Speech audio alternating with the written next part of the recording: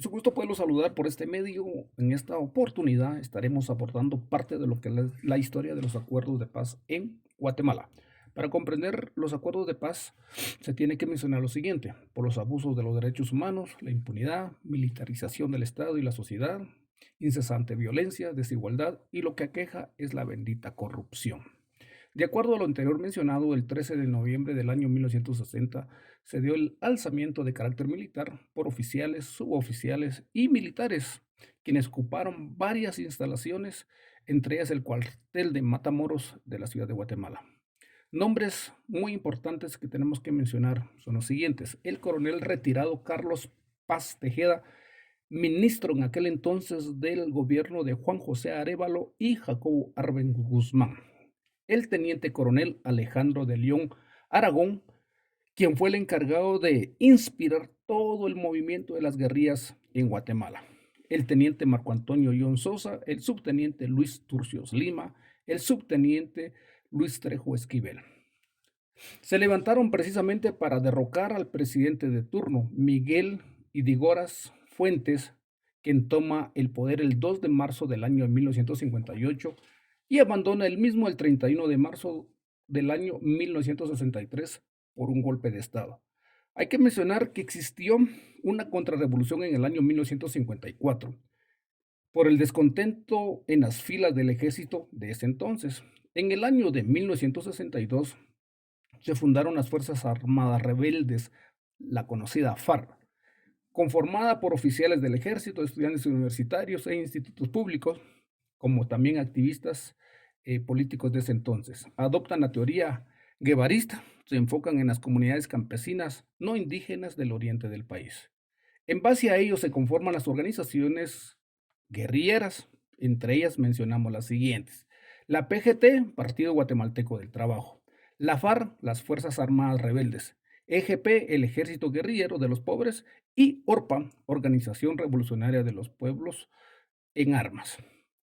Agrupan a la URNG, Unidad Revolucionaria del Pueblo en Armas.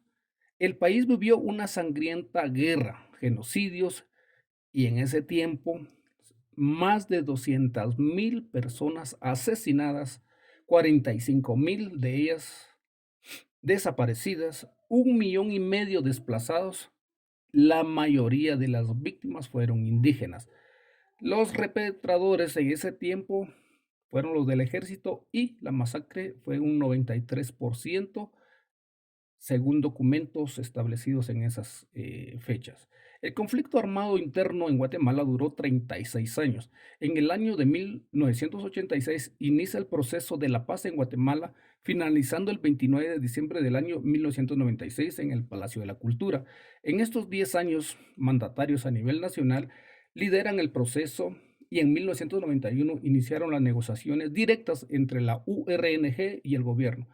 Se da una iniciativa para la paz que permitió la firma del acuerdo para una agenda de negociación en la cual contiene 11 puntos. En el año de 1994 se realizaron rondas de negociaciones e inicia mediación de la ONU, Organización de las Naciones Unidas, para los acuerdos en el marco de la reanudación de los procesos de negociación hasta el año 1996. La ONU crió a MINUWA, Misión de las Naciones Unidas en Guatemala. Su misión duró hasta el año 2004. En el mes de marzo del año 1996 se firmó el importante Acuerdo Global sobre los Derechos Humanos entre el gobierno, entre el gobierno y la URNG. Se firmó un alto al fuego. La idea era humanizar la guerra. Sin embargo, el proceso de desarme y reintegración fueron mediante éxito. Sin embargo, existieron 55 enmiendas en el proceso. En esta época existían una frase: los gritos no educan. Se toma que se tiene que enseñar, incentivar y hacer múltiples en la pedagogía por la paz, no solo para los excombatientes, sino también para la sociedad civil. Después de 27 años, podemos asegurar que aún no se cumple a cabalidad los mencionados acuerdos de paz. Sin embargo, seguimos pues con la lucha para poder lograr los mismos.